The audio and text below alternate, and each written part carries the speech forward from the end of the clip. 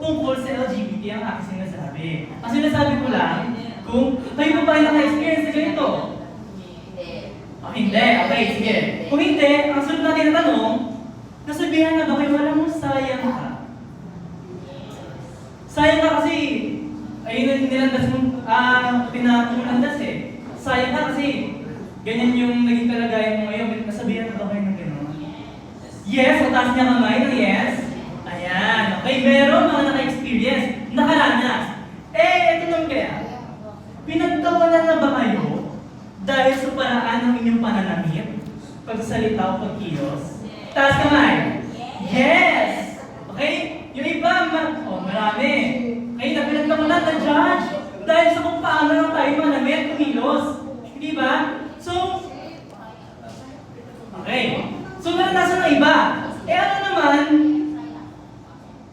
ang kahulugan nito? Ano ibig sabihin nito? Ibig sabihin, nakakaranas tayo ng discrimination, merong inequality, hindi pantay na pagtingin. Okay? Pero, tingnan natin yung statistics. Tingnan natin yung pag-aaral. Okay? Sinasabi ng World Economic Forum 2023 Global Gender Gap Index na rank 16 ang Pilipinas over 146 countries. Okay?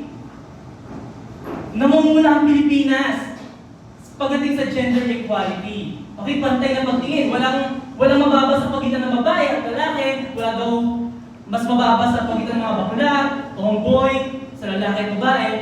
Rank 16 tayo sa ganon. Okay? At 79% daw ang ating gender parity. Okay, parity, tipo party, yung ganon. Okay? Parity, ibig sabihin, ito yung estado ng pagiging pagkapantay-pantay. Ibig sabihin, 79% gender equal tayo. Wala tayong pagkakaiba-iba. Okay? Lahat pantay. Ganun daw. Pero, based sa inyong pagtaas ng kamay, nag-manifest ba ito? 80% ba nangyayari? Parang 40% or 60% may nagtaas ng kamay. Okay? Ibig sabihin, sa grassroots, dito sa komunidad natin, nangyayari pa rin yung discrimination or inequality. Hindi pantay na pagtingin sa lipunan. Pero, ano ba yung nagdudulot nun? Dahil ba yun sa trabaho ko? Sa ginagawa ko? Kung saan ako nakatira? Ganun ba? Hindi. Sige. Ngayon, taas kayo ng kamay, kanang kamay, kung ang mga sasabihin kong ipapakita kong salita ay ginagawa o para sa lalaki. Okay? Kaliwang kamay naman kung para sa babae. At dalawang kamay, kung ito ay ginagawa ng pareho. Okay? Nagigets ba? Okay, kanang kamay para sa lalaki, kaliwa para sa babae. Cross kapag parehas. Okay? Sige. Mananahe. Ano? Kanan, cross, kaliwa, kaliwa. Okay, sige. Tingnan natin. Paano naman kung nurse? Parehas, okay. Teacher. Ganun na. Okay, paro G. Taga-alaga ng anak. Kaliwa kanan. Parehas. Pero sino na nag-aalaga sa anak niyo? Kaliwa, babae daw. Mas gamay daw ng babae. Okay? Ngayon, chef. Babae lalaki, okay. May iba sa inyo na nagsasabi ng kanan. May iba nagsasabi ng kaliwa. Yung iba, consistent. Ganito. Yung sa iba, sa palagay nyo, bakit tinaas yung kanan lang? Yung sa iba, bakit tinaas kaliwa lang? Meron ba nagsabi sa inyo na ang mananahi ay babae lang? At taga-alaga ng anak ay babae lang? Wala. Pero, ayun kasi, yun ang kasanayan. Ayun kasi tinakda sa atin ng lipunan na kapag babae ito, lagi dapat sa bahay, taga-alaga ng anak. Kapag lalaki ka, bakit ko umiyak? Kasi, mahina ka raw. Pag umiyak ka, sabihin sa'yo, bakula. Bakla ka ba? Pero di naman, di ba? Di naman nag-make sense. Kung may man isang lalaki, hindi naman ibig sabihin nun na tama. Okay? Kaya, ngayon, may kita rin kahalagahan ng pagkakaiba ng sex at gender. Uy, namatay. Ayan. Okay? Pag-usapan natin ang pinagkaibahan ng sex at gender kasi may malaki itong connection doon sa pagtaas-taas natin na kamay kanina. Okay? Sex, hindi ito yung ginagawa para makabuo ng anak. Ito yung estado. Okay? Status. Ngayon, ang sex ay biological attribute, characteristic, chromosomes, hormones, gonads, at genitals. Kung chromosomes, sa lalaki, ang chromosomes sa lalaki ay XYZ? Okay, mamaya nakikita natin. Ang hormones naman sa babae, progesterone, estrogen, hindi ba? Okay, sa lalaki naman ay testosterone. Okay, genitals, gonads, ayun yung nagpo-produce ng hormones. Ovaryo o kaya yung testicles. Okay? Ang genitals naman ay yung bahagi ng katawan ng tao sa pagitan ng kanyang beba. Okay? Ngayon, ang sex daw ay assigned at birth. So kapag pinanganak ka, nakita ng doktor, oy may lawet, oy may hiwa. Ano ibig sabihin? Lalaki o babae. Okay? Kung ano yung nakikita sa pagitan ng ating kita. It's either tite o pepe. Oh, baka may iba sa inyo natatawa pag binabanggit ang salitang tite o pepe. Pero, bakit? Kasi iba, diba? Natatawa, sabi na yung bastos naman. Ano ba dapat ang tawag? Penis? Vagina? English yun eh. Kiki at pepe? Mamaya malalaman natin ang halagahan ng pagsabi ng tite at pepe. Okay? May share ko sa inyong kwento. Meron isang bata, inulungan siya ng kanyang mga magulang na ang tawag sa kanyang pepe ay Cookie. Okay? Pumasok siya sa school, nag-approach sa teacher niya, sabi niya, Teacher, my uncle is eating my pussy, is licking my cookie. Is, eating my cookie, paulit-ulit na sinasabi doon sa kanyang teacher. Yung teacher niya naman, binabagi, wala kasi cookie, baka mamaya inago lang sa kanya, kinuha ng kanyang tito. So nagkaroon ng PTA meeting with parents and teachers. No? Sinabi niya doon sa magulang ng bata, Mami, bakit lagi sinasabi ng anak niyo na lagi daw kinukuha, kinakain yung kanyang cookie? So naalala yung nanay. Bakit? Kasi yung cookie ay yung kanyang pepe. Mali ng pagkatuto. Kaya mahalaga na banggitin, sabihin ng tamang word, na tamang termino sa ating mga anak. Kasi magiging advantage to ng mga predators. Yung mga predators, yung mga rapists, pedophile, okay? Yung, dun niya lang nalaman na minumuli sa palagay niya. Di ba? Nakakalungkot. Pero, tumungo tayo sa ibang namatay. Ayun, namatay na talaga siya. Okay? Sinasabi ng mga religion, no? Mga reliyosong tao, na meron daw ginawang dalawang kasarian o sex ang Panginoon. Tama? Yes. Una doon ay lalaki. Ang lalaki daw, of course, may tite. May testicles. At merong X and Y na chromosomes. Okay. Sunod naman ay babae o female. Ang female ay may at ovaryo. Diba? Para syempre makapag-reproduce, manganak, mabuntis. Okay? At meron sila X chromosomes. Diba? Dalawa ang sinasabi ng mga religious ng tao. Pero paano ko sabihin sa inyo na hindi? Meron mga tao na hindi nagpo-fall sa pagiging female at male. Wala niyo yun? Meron parang gano'n. Ang tawag sa kanila ay intersex. Ngayon na narinig, intersex. Kasi di ba sa mga form, ano yung ano mo, sex, di ba? Nilalagyan natin. Ang option lang, female or male. Pero, meron tayong intersex. Okay? Kasi may mga tao na may pinanganak, meron silang tite, pero meron silang ovaryo. Meron ba nun? Yes, meron nun. Okay, nag-i-exist yun sa atin. May mga tao na hindi nila alam na meron pala silang ovaryo sa loob, pero ang nasa labas ay, tite. Okay?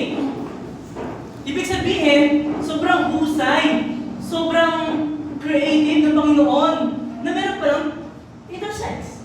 Diba? Hindi lang pala babae at lalaki ang kasarian o ang sex.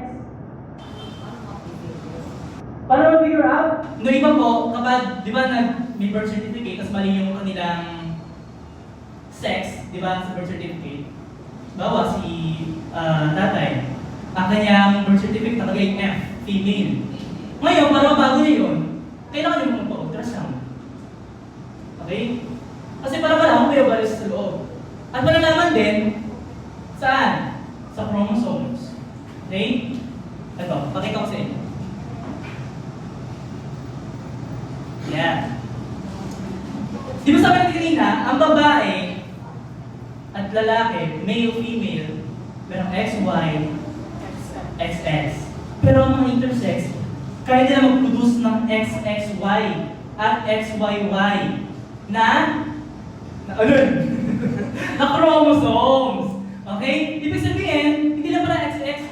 So, hindi pala lalaki, hindi lang pala babae. So, intersex. Okay? So, nag-i-exist sila. Yes, at yung iba hindi nila alam. Pero bakit wala sa mga forms yun? Kasi hindi pa ganun ka-inclusive yung ating lipunan. At yung iba, alam nila sa sarili nila na intersex sila, pero natatakot sila mag-out. Yes! Okay? Kasi, baka na nahihiya, ma-discriminate, okay?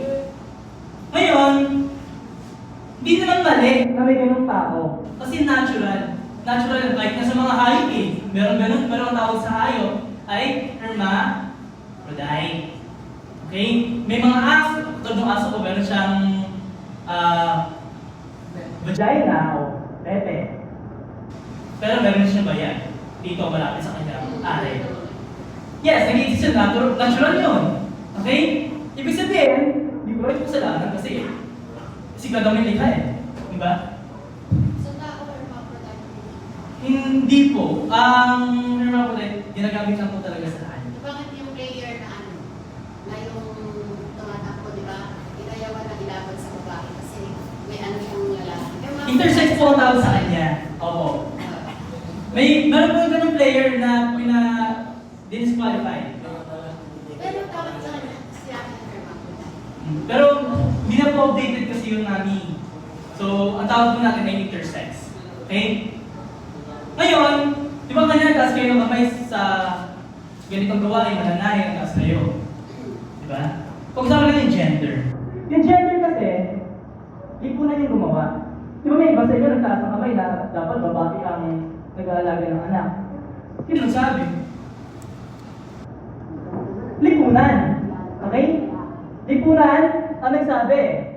At ang gender, ito yung ina-expect sa atin. Ano ba yung inaasahan sa atin ng lipunan? O kapag babae ka, inaasahan na ikaw na sa bahay.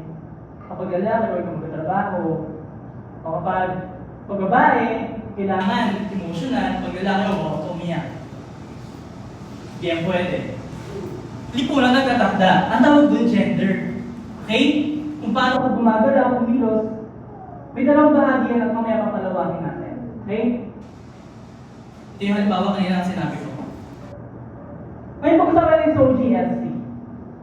Narinig niyo na ba ito? Soul GSC. O, diba? Halata ng tabu o hindi pinag-uusapan. Kahit na sa pamilya, sa bahay, no? Kahit na sa aparan, minsan hindi pinag-uusapan. So GSC stands for Sexual Orientation, Gender Identity, Expression, and Sex characteristics. Okay? Himay-himayin natin. Ang sexual orientation ay attraction. Okay? Attraction ng isang tao, emotional, romantic, o sexual. Okay? Kaya ako na-attract? Sa kapwa mo ba lalaki? Sa kapwa mo babae? O sa opposite? Kung ako, attract ako sa babae, ayun yung aking sexual orientation. Okay? Ganun ako na-attract sa different, gender or sex. Different sex. Okay? Ang gender identity naman ay tumutukoy sa kung ano yung nararamdaman mo para sa sarili mo. Okay? Ikaw lang ang nakakaalam nun. Kasi nga, identity mo yun eh. Okay? Maaaring din tugma sa assigned birth, sex, assigned at birth. Halimbawa, yung iba, merong tite, pero hindi naman nila kinikilala ang sarili nila bilang lalaki. Ang turing nila sa kanilang sarili, nararamdaman nila, totoo na babae sila. At okay lang yun. Okay? Valid kasi pagkakakilanlan yun, hindi ba yung pagkakakilanlan eh? Hindi ba? May tanong? May tanong po? Hindi okay. Hindi okay. Pero bakit? Sige, bakit po hindi okay? Pwede magsalita? Apo, sure po. Kasi ang tao nyo dito is may edad na. Yung ini-introduce nyo dapat sa mas bata. Nahihirapan kayong tanggapin namin. Yung ini-introduce kasi yun ang aming nakalis na. Ayun po, kaya nga po natin ginagawa ito. Kasi may mga nakagisnan kayo. Sa bata, hindi nyo pwedeng gawin ang teach old dogs, new drinks. Hindi po ito old tricks, new tricks. Okay? Mga pag-aaral po ito, mga nakabatay po ito sa siyensya. Okay? Filosofiya. Ano ba? Sociology. Okay?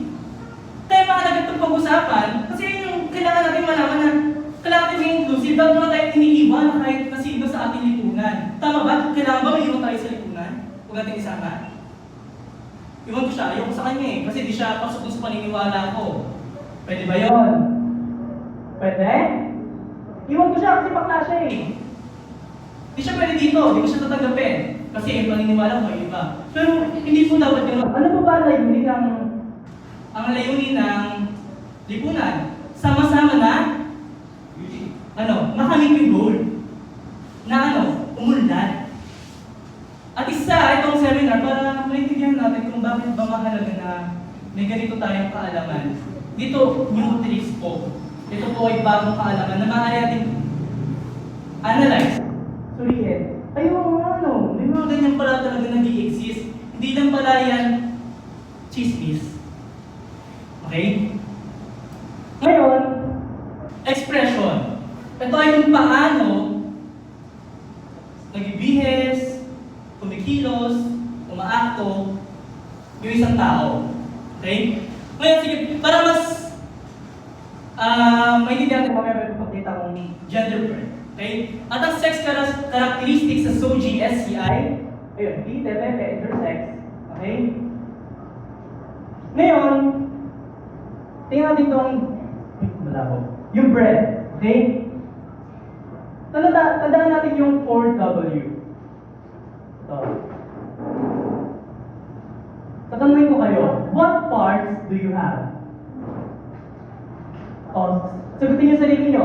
Ano bang parte ng katawan meron kayo? It's either PTPP or intersex. Kung alam yung intersex kayo.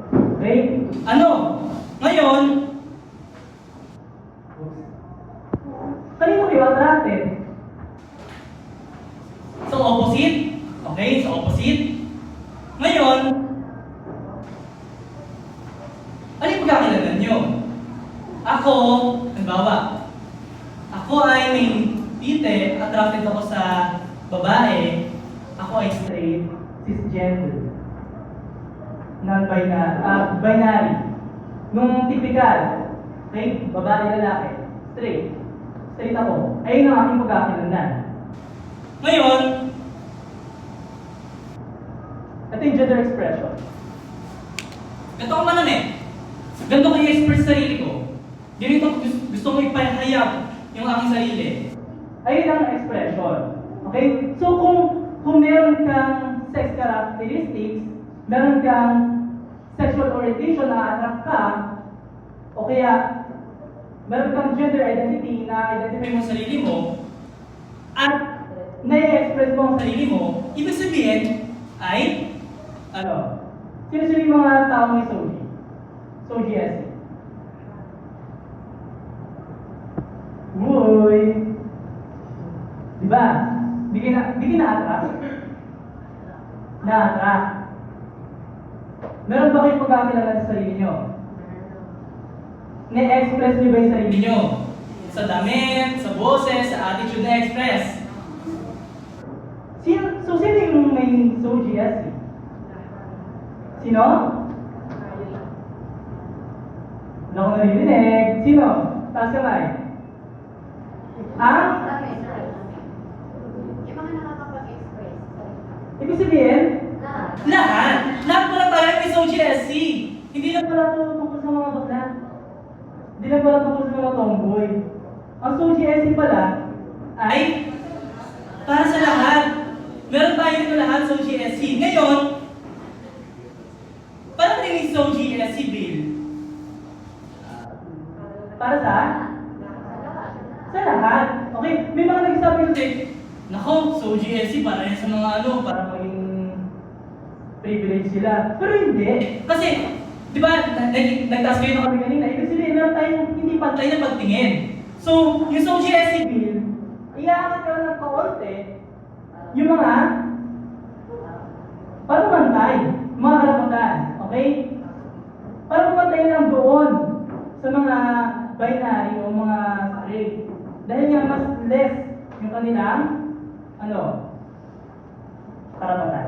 Okay? At ayon sa National Demographic Health Survey na kinonduct ng PSA, 1 out of 5 na babaeng Pilipino kasal o may karelasyon ang nakakaranas ng physical, sexual, emotional violence from their partner. Isipin niyo yun? Yan yung populasyon ng babae sa Pilipinas. Tapos, hatiin mo sa 5. Tapos kunin mo yung isang bahagi. Ang laki nun. Ibig sabihin, meron nangyayaring discrimination. Meron nangyayaring, yes, harassment sa kababaihan. Ngayon, tingnan natin ang para sa kalagayan ng LGBTQ plus community. Okay? Noong 2024, National Survey on the Mental Health LGBTQ+, young people in the Philippines by the Trevor Project, 74% daw ng kabataang bahagi ng LGBTQ+ community, okay, ang nakakaranas ng diskriminasyon dahil sa kanilang sexual orientation. Nakakaranas sila ng discrimination sa paraan kung paano sila ma-attract. Dahil hindi sila na-attract sa opposite sex, nadi-discriminate sila. Dahil sa kanilang pagkakilala, nadi-discriminate sila. At nalilid yun sa 34% threatened or harmed. Binabantaan, sinasaktan ang mga kabataan na ito. Kalahin niyo yun? Sa pagiging totoo sa sarili mo, sasaktan ka na lipunan. Bakit? Paano ba ang goal natin? Di ba para umunlad?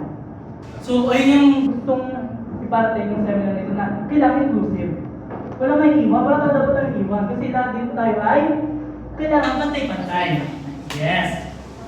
At 63% seriously considered suicide. Okay, kinoconsider nila magpakamatay dahil sa naranasan nila discrimination.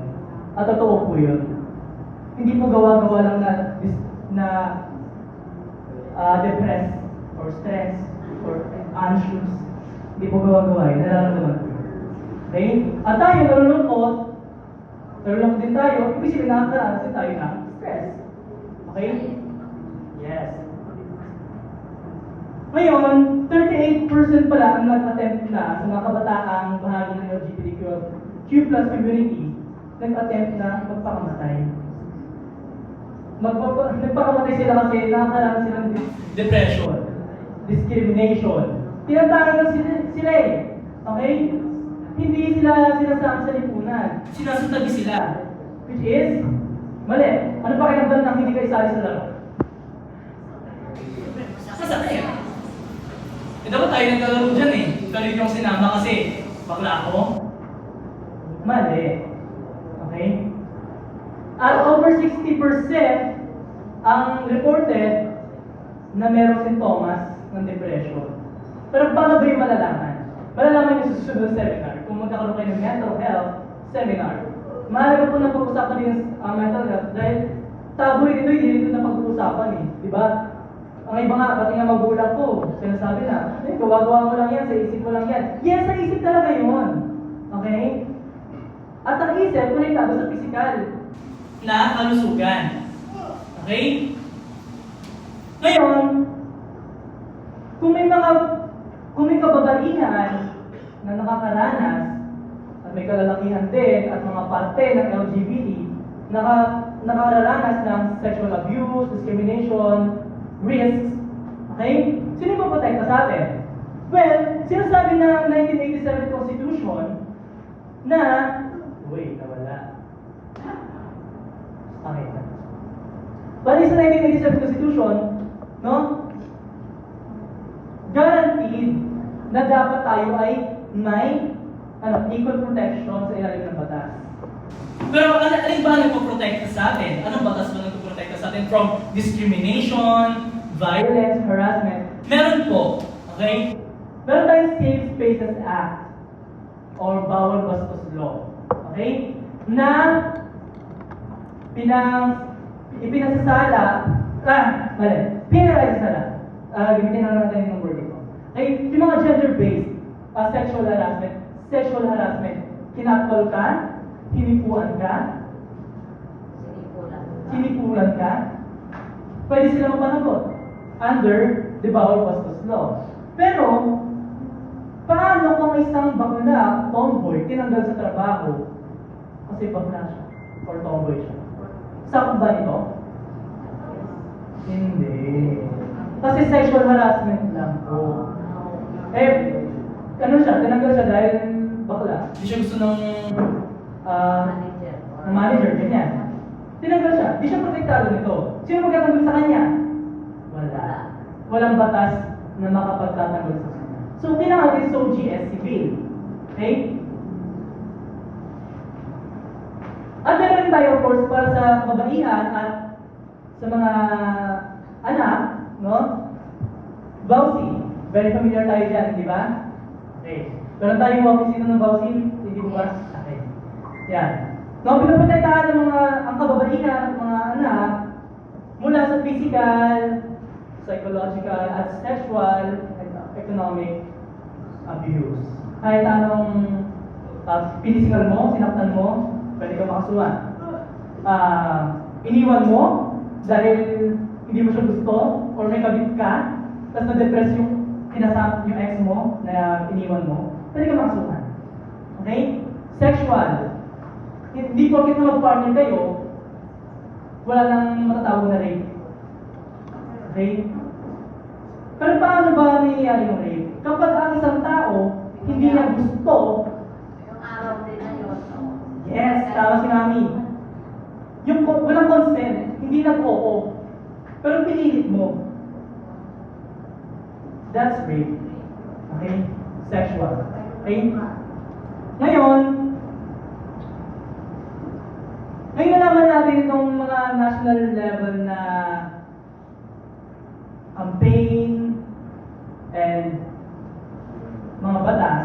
Ano ang gampanin ng barangay? As barangay level, anong gampanin ng BASRA? Barangay BASRA, right? Okay. Meron tayong gender and development na office. Alam ko lahat meron yan kasi mandated yan. At kailangan ang mga GAD or Gender and Development Offices ay mag-conduct ng awareness program. Isa na to. Isa na ang ginagawa natin ngayon sa mandato ng Gender and Development Office. At syempre, mag-promote ng gender-responsive governance and establish safe reporting systems and support inclusive initiatives. Para inclusive, lahat nakakasama. Okay, walang naiwan. Ngayon, bakit natin pinag-uusapan to? Ano bang halaga nito sa inyo? Sa inyong barangay. Okay? Mahalaga ito kasi ayaw natin may maiwan. Ayaw natin na may tinatangi. Okay? Hindi dapat, baka hindi nyo nga alam, may mga kasama pala kayong parte din ng komunidad, ng LGBTQ plus community. Pero hindi lang nila ina-out. Kasi may mga ganun tao. Pero, natatakot sila maglabas ng kanilang identity. Dahil nga baka hindi nyo isama. Okay? Okay. Ngayon, palatingin natin. Bakit ba mahalaga pag-usapan to?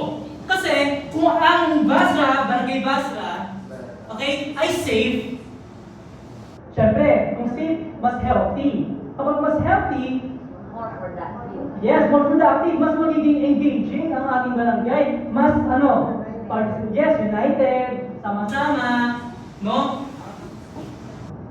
At kapag ang discrimination ay nabawasan sa ating barangay, syempre, mababawasan din yung mga yung discrimination, depression, and mababawasan din yung ating suicide cases. Diba? At syempre, magkakaroon ng tiwala ng tao sa barangay. Okay? Ngayon, meron akong 3 A's.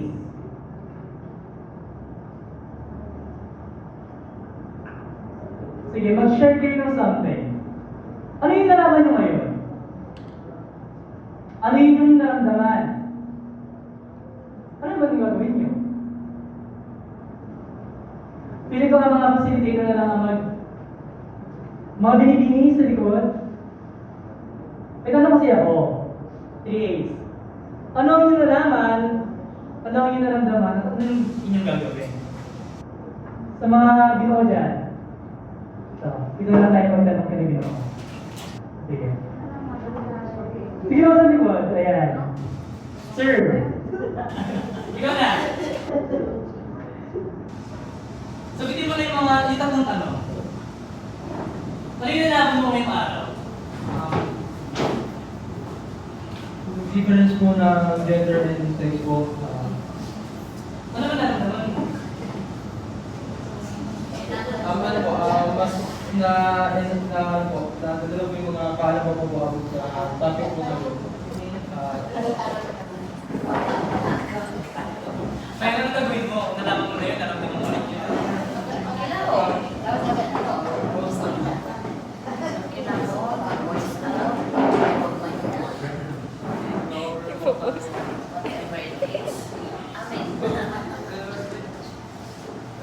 Wala kang nag-quit after nun.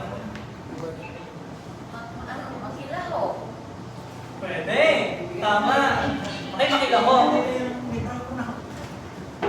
May kilaw pa kaya ginoo? May kilaw pa kaya may mga event sa komunidad? Tungkol sa inclusivity? May kilaw pa kaya kung may mga inisyatibo na ganito? Oo, hindi. Hindi. Bakit? Ano yung nag-iba? Sabi mo, sabi kasi ni namamami dito, may kilaw daw. Saan? Sa mga ganitong inisyatibo. May kilaw ka ba sa susunod sa mga ganitong inisyatibo? Ganitong programa. Okay. Hindi ko naman kaya. Kayo po, ano po yung nalaman nyo ngayong araw? From admin. Okay, from admin tayo. Opo. Ano po yung nalaman nyo? Ano yung naramdaman? Tapos ano yung gagawin nyo ngayon? Sa discussion niya. Siyempre yung di-discuss mo, sir. nalalaman namin kung ano yung ibig sabihin. Kagaya niyan, dalawang klase yung yung pagkatao. Halimbawa, mayroong Discrimination. oo, yun. Tapos, Ano yung nalaman nyo? After nyo nalaman nyo? siyempre ano ko, Na-curious po ba kayo? oo, na-curious ako kasi siyempre ganyan ka pala. Diba? Okay. Tapos, Ano na yung gagawin ano nyo? naman ang gagawin ko? Maaari sigurong, anuhin ko siya. Yung, ano ba? Tanggap mo ba? So, tatanggap ko yun ang mga bahagi ng Oo. topic doon. Tanggap mo ba na gano'n siya? Or, Okay. So yun, parang mas malinaw na sagot si Mami. Ito. Sorry naman kasi, ano ang inyong nalalaman regarding the SO? Sexual orientation. Yung estrogens? So kung ESC, Oo. New.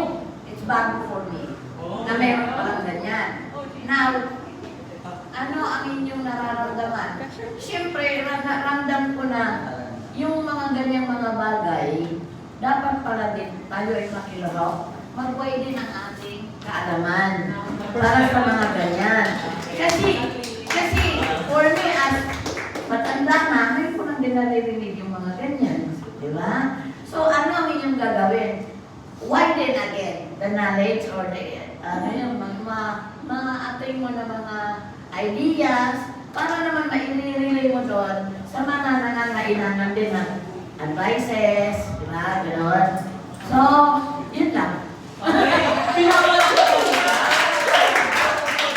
Galing si Mami. Dito kaya, ito si Mami, nakikita ko kanina, tutok yung ano niya eh. Yung kanyang mata sa Scott eh. Ay Mami, ano yung nalaman niyo ngayong araw? Nahihiya siya. Genius si Mami. O sige, si Iron Mami. Ano, umiiwas na siya ng tingin sa akin. O Mami, ikaw. Wala rin. Oo, tama. Sinasabi, si ano na lang, si Sir. Sir, ngayon po. Ngayon po. Hello. May po may nalaman kayo. Ano ba yung, sagutin nga lang po ating tatlong tanong. Una-una, hindi ako pumakontra dyan, ha? Sige po, sige po. Ang nalalaman ng SOGI SEC. Ako. is a new bill na ini-introduce, ano na yan, bill na yan, pass na. Hindi pa po, Kanya napapasa. na. So, ang nalalaman ko is pinupush natin yung bill. Yes po. Okay? Ano nararamdaman ko? Kasi sinabi ko nga kanina, hindi ako yung hindi na ako yung dapat makaalam yan. Okay. Yung aking alam, siguro mas maraming nakakatanda eh. Kung ano yung aming nakadisnan, yun ang aming susundin, gagawin. Pero, hindi ibig sabihin eh, kabali wala niya. Kasi, tama yung sinasabi mo eh, in the future, yan ang mangyayari. Although, nauna sinabi mo na hindi ako born na meron palang gano'n na. Ang totoo niyan, ang development niyan, ongoing, nag-develop yan. At dahil na-develop na yan, nagyan na yan, wala na tayo magagawa. Diba? Kaya anong gagawin ko? Hindi ako kontra. Okay.